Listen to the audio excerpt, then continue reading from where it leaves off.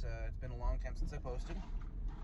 Actually, that last autocross video I posted, I don't know, 7, 8, 9 months ago was the last time I actually filmed anything. It's been insanely busy, and yeah, I've switched a lot of stuff up. I was self-employed for a long time. Decided to take on full-time employment, mainly for benefits.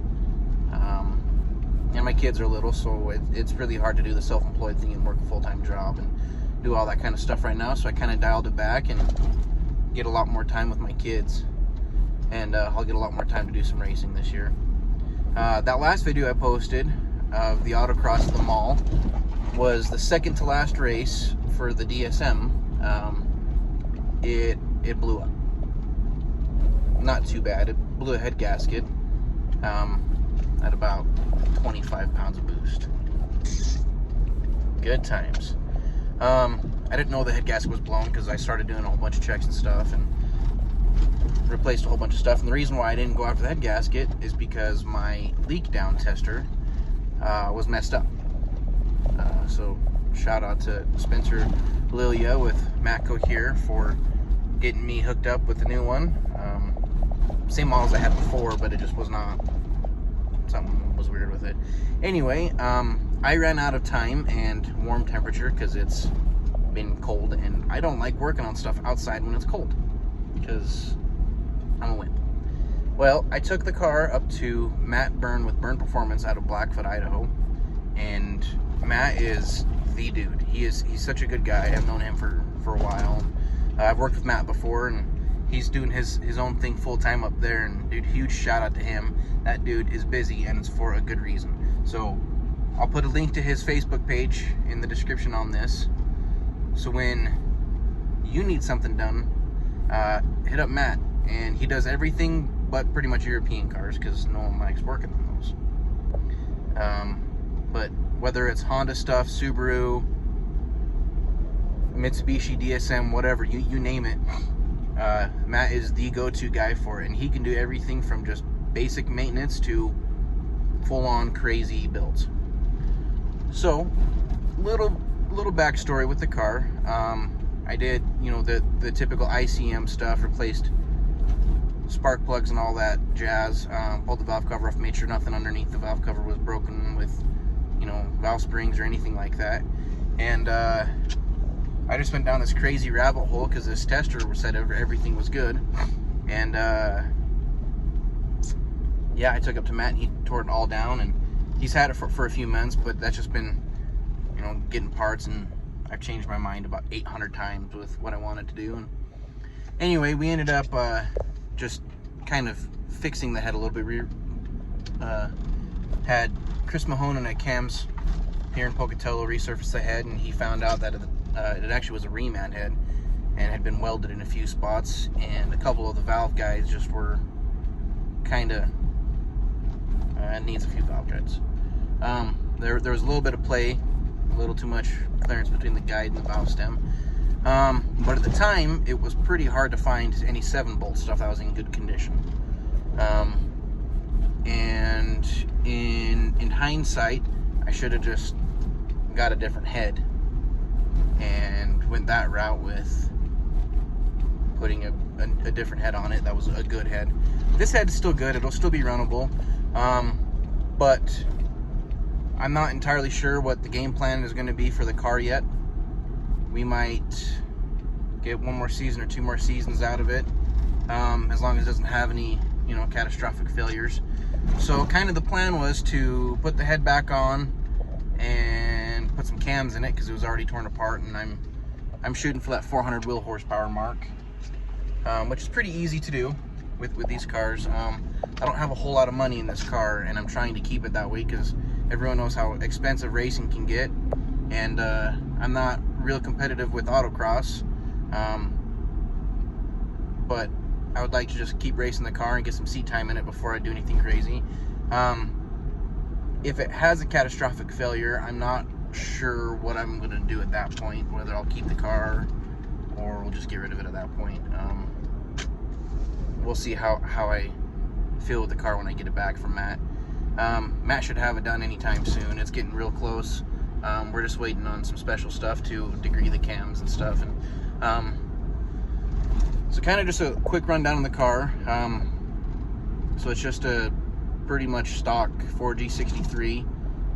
It's got some 720cc Siemens injectors in it, a big Evo 3 16G turbo with a good impeller blade on it, compressor wheels. I can't remember what you call it. One of the nice billet seven blade wheels. I haven't ported the housings or anything. I've kind of just left them alone because the car just spools so quick and is so responsive. I've thought about doing a 16G 20G hybrid, maybe with like a ball bearing center section. We'll see how things go. Other than that, it's got a 4-inch front mount intercooler and all 3-inch piping up to it and up from the turbo to the intercooler and up to the throttle body. It's got a stock intake and stock throttle body. I haven't done anything with those because I only put 1,000 miles on the car after I bought it and got it running and good and everything. So it's a real basic build. It's still mass airflow. I haven't converted it to speed density yet. I'll do that when I get the car back. Other than that, it does have a boost controller on it and a full 3-inch turbo back exhaust, no cat.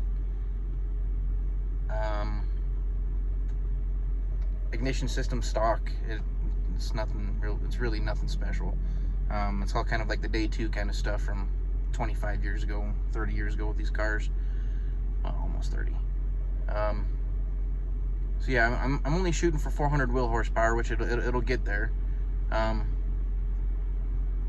it's just an autocross car. It doesn't have to be anything all out. The class that I race in is STH, which is like the street touring hot hatch.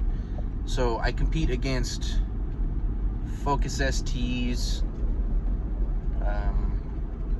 the Veloster N-Lines, and those two cars are ridiculously hard to beat because of, you know, they're newer and they've got better technology and stuff. And but my car is still cheaper than buying one of those new, so that's how I justify it.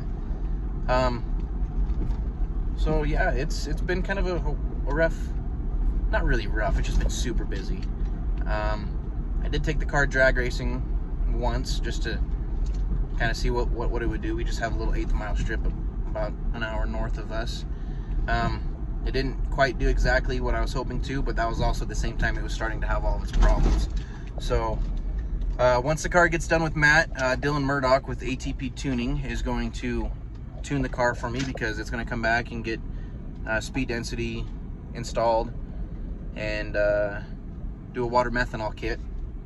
And I've already got everything for it. I just need to get it back and put it together, and you know, install some gauges and stuff just for driver information, and go from there. I've kind of got a cool thing going with the Forced 4 box. I've got another automatic shifter. Yes, it's automatic.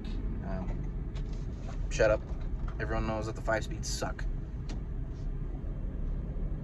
And I've kind of wanted to make a sequential shifter out of the factory shifter. I've got quite a few stuff going together, just some stuff drawn up and some basic electrical design for it. So I'll be finishing that up here hopefully within the next couple months. We'll do a little bit of testing with the car once I get it back, so where it's just a kind of almost a drop-in plug-and-play type deal, because I think it would be cool as hell to have a fake sequential shifter. It'll still work with the Force 4 box, but yeah, the car's getting there. Hopefully I can get it to last a whole another season or two, and hopefully it stays running, because I have got a whole bunch of parts sitting and waiting for my little V8 swapped S10 deal, and that's where my heart really lies, is with that. I really like these DSMs, but I haven't drove the car in so long, and I'm kind of mad at it right now. So again, we'll kind of see how everything goes, and I just wanted to give you guys a quick little update for the 7 of you that follow me and the 4 that watch the videos. I do this more for me. It's not really for anyone else, and I do it just because I like to, and I really want to get back into the YouTube thing, and we get, you know, maybe get a nice camera and go from there. So yeah, so just kind of keep watching here over the next little bit. I'm going to start making more videos, not just with the DSM, but kind of just in general kind of stuff, you know. So, I mean, those of you who watch this, thanks for checking it out, and give the video a like and give me a subscribe. And when you get a chance, check out Burn Performance. They're on Facebook, and get a hold of Matt, and check out ATP Tuning with Dylan Murdoch. And huge shout out to those guys again, and look forward to see you. Bye.